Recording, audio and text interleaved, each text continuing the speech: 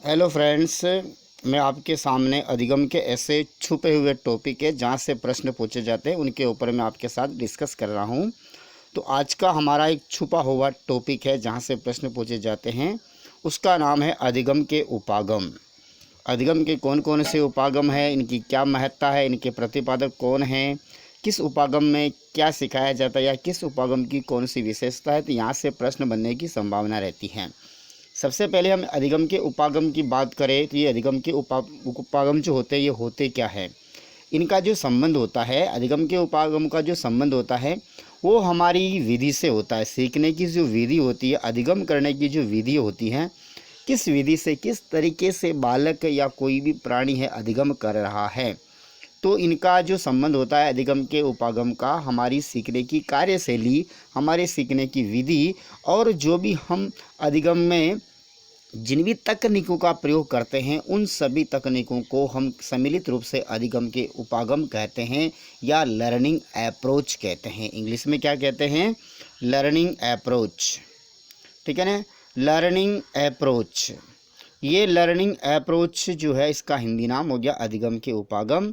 इनका संबंध हमारी कार्यशैली, सीखने की विधि, सीखने की तकनीकों का जिनमें प्रयोग किया जाता है, जिसके माध्यम से सीखा जाता है, वो अधिगम के उपागम कहलाते हैं। अब इनके प्रतिपादक की बात करें तो इनका जो प्रतिपादन है वो फेरेंस, याद रखेंगे, फेरेंस नाम ही बहुत अच्छा, फेरेंस मर्टन। फेरेंस मर्टन ने अधिगम के उपागमों का प्रतिपादन किया है। फेरेंस मर्टन ने अधिगम के उपागमों का प्रतिपादन किया। फेरेंस मर्टन ने वैसे मुख्य रूप से दो प्रकार के अधिगम के उपागम बताए हैं। कितने प्रकार के अधिगम के उपागम बताए? दो प्रकार के।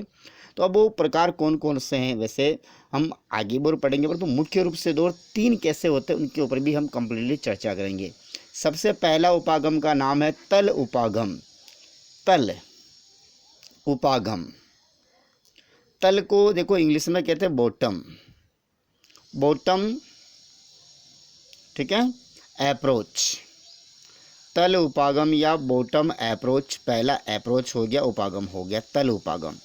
ये जो तल उपागम है, इस उपागम में क्या करता है, कोई विद्यार्थी होता है, एक विद्यार्थी जो होता है उसका उद्देश्य कार्य की जो अपेक्षाएं हैं, कार्य की जो इच्छाएं हैं, उनको केवल पूर्ति करना। सीखने की जो भी इच्छा है उनकी पूर्ति कर लेना। अब वो पूर्ति कैसे करता है कि वो जो विषय वस्तु होती है उसको वो ठीक से समझता नहीं, केवल उसे कार्य की पूर्ति करनी है एन के न प्रकार ने। तो जो भी विषय वस्तु है उस विषय वस्तु को वो क्या करता है, अच्छी तरह से नहीं समझ करके जो भी निर्धारित प्रश्न है, जैसे पाठ के पीछे में 5 प्रश्न दिए हुए, तो पांचों प्रश्नों को क्या कर लेना, उनके उत्तर रट लेना, पूरे पाठ को नहीं समझना। वो किस में आता है? तल उपागम में आता है। प्रश्नों को रट लेना, सूचनाओं को रट लेना, उनका अर्थ, भाव, कंसेप्ट क्लियर नहीं करना।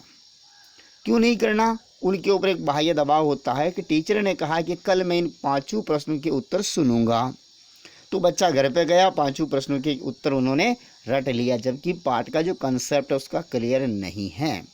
तो बाह्य दबाव में बच्चा जब किसी विषय वस्तु को रट लेता है, ठीक है, उनको बिना समझे सूचनाओं को स्मरण कर लेता है, तो इस प्रकार का इस प्रकार का जो उपागम है वो तल उपागम कहलाता है। यहाँ पर अर्थ ग्रहण नहीं होता है, बाह्य दबाव होता है, यहाँ पर रटा जाता है। विद्यार्थी केवल जो है अपने कार्य की अपेक्षा है उसको पूर्ति करता है। ठीक है, पहला प्रकार हो गया तल उपागम। दूसरा उपागम है जिसको आप कह सकते हो गहन उपागम, या इसका एक नाम और दे सकते हैं नीतल उपागम। गहन उपागम, नीतल उपागम भी कह सकते हैं। इसे इंग्लिश में आप यदि कहना चाहते हो तो इसका इंग्लिश नाम होता है इंटेंसिव अप्रोच। Intensive approach.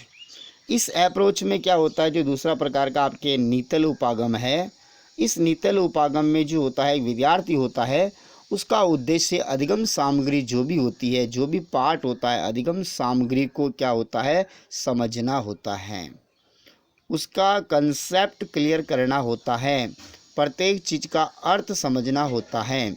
यानी पूरा जो है यहाँ पर अर्थ ग्रहण का भाव होता है। छात्र यहाँ पर क्रियाशील रह करके अर्थ ग्रहण करता है, तत्परता के साथ वो सीखता है। नवीन विचारों का, पूर्व ज्ञान का अपने दैनिक जीवन में उपयोग करता है। उसके बाद वो जितने भी सीखने में उसके निष्कर्ष निकले हैं उनकी जांच करता है, वैकल्पिक साधनों की तलाश करता है, समस्या का समाधान करता है। कुल मिलाकर के बात यह है कि छात्र सक्रिय होकर के समझता जाता, अर्थ ग्रहण करता जाता, कंसेप्ट क्लियर करता जाता, छात्र सक्रिय रहता, पूर्व ज्ञान को वर्तमान ज्ञान के साथ जोड़ता, उसका दैनिक जीवन में उपयोग करता है। यानी कि अच्छी तरह से कंसेप्ट क्लियर करते हुए पूरे मनोयोग से पढ़ना, ये कहलाता है नीतल उपागम। अब देखिए एक तीसरा उपागम जो निकल करके सामने हमारे आया वो है कार्य नीति उपागम। कार्य नीति उपागम।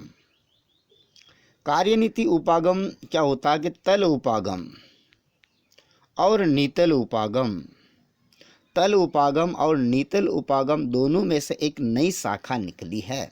तल उपागम और नीतल उपागम में से एक नई शाखा निकली है। उस नई शाखा का नाम है कार्यनीति उपागम। कार्यनीति उपागम में क्या होता है कि इसमें जो विद्यार्थी होता है उसका उद्देश्य जी क्या होता है। देखो, कार्यनीति, कार्य की योजना।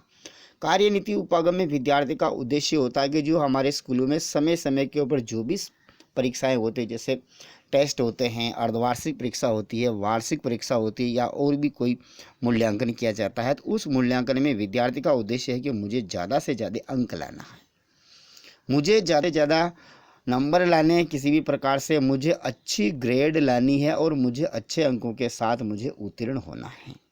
ये कहलाता कार्यनीति उपागम।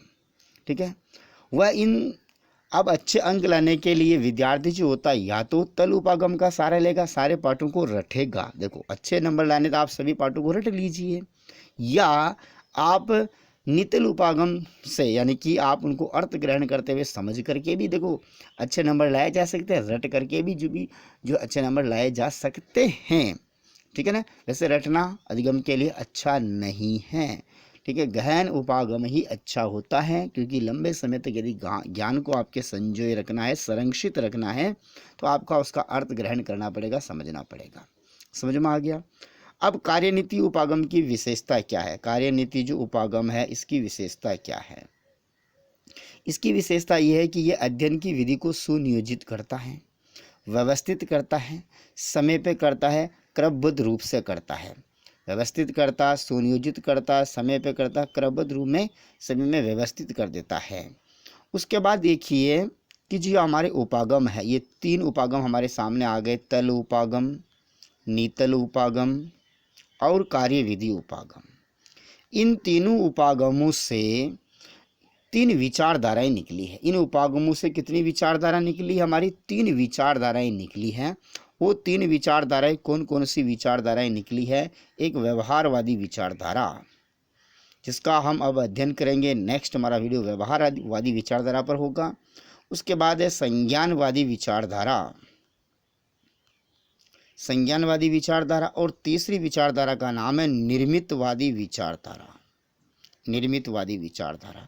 ये तीनों विचारधाराएं जो है हमारे अधिगम के उपागम है। तल, गहन, कार्यनीति उपागम, इन में से ये तीनों विचारधाराओं का निर्माण हुआ है, ये निकली है। नेक्स्ट वीडियो इन्हीं के ऊपर होगा। इस प्रकार से आप तल उपागम के बारे में समझ सकते हैं, नोट बना सकते हैं। जय हिंद, जय भारत। मिलते हैं नेक्स्ट वीडियो में।